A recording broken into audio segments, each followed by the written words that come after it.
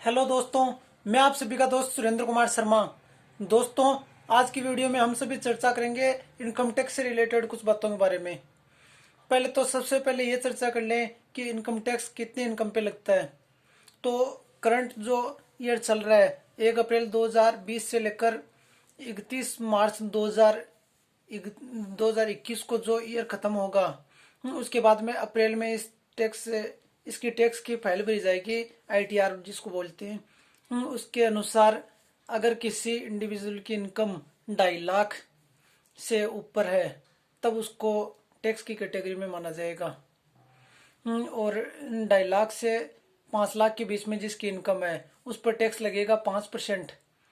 और 5 लाख से 10 लाख के बीच की इनकम पे लगेगा 20%। 10 लाख से ऊपर की इनकम पे लगेगा 30%। इसके बाद में जो टैक्स अमाउंट कैलकुलेट होके आएगी उसके ऊपर 4% एजुकेशन सेस और लगेगा। जैसे कि अगर किसी की इनकम 2.5 लाख है तब उस पर टैक्स नहीं लगेगा, उसके ऊपर वो टैक्स एप्लीकेबल होगा। इसके अलावा एक सेक्शन और है 87A। इसके अनुसार अगर किसी की इनकम 5 लाख तक है तब 2.5 लाख से 5 लाख के बीच में जो इनकम है वो टैक्स फ्री हो जाएगी उसकी।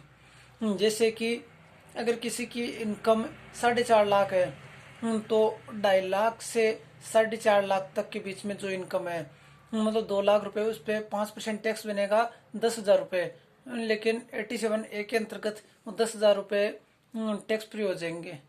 मतलब 4.5 लाख तक की इनकम पे भी कोई टैक्स नहीं लगेगा। लेकिन अगर किसी की इनकम 6 लाख है तो शुरू के 2.5 लाख तक टैक्स फ्री। 2.5 लाख से 5 लाख तक की जो इनकम है उसमें 5% के हिसाब से हो गए 12,500।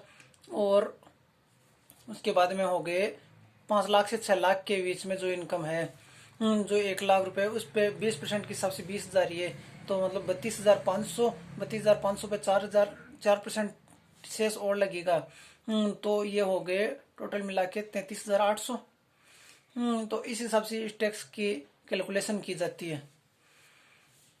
इसके अलावा अगर आपको इसमें चैप्टर 6A के अंतर्गत कुछ इन्वेस्टमेंट्स पर छूट भी मिलती है इनकम टैक्स के अंतर्गत।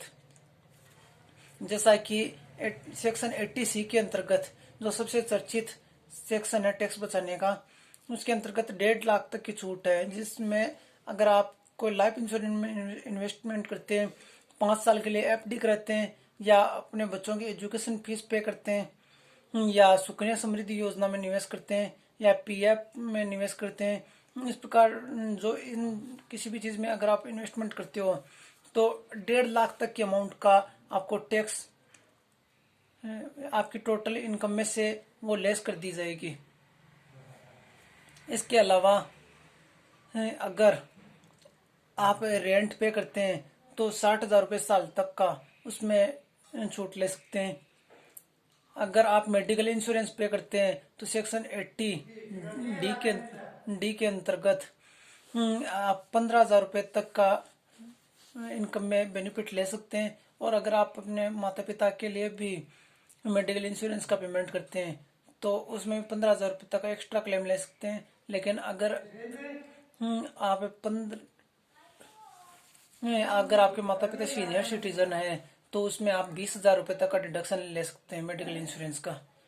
इस प्रकार और भी बहुत सेक्शन है। तो आप अगर मेरे साथ जुड़े रहेंगे तो डेली मैं कुछ ना कुछ आपको बताता रहूँगा, जिससे आपको टैक्स से मैटर में फ़ायदा होता रहेगा।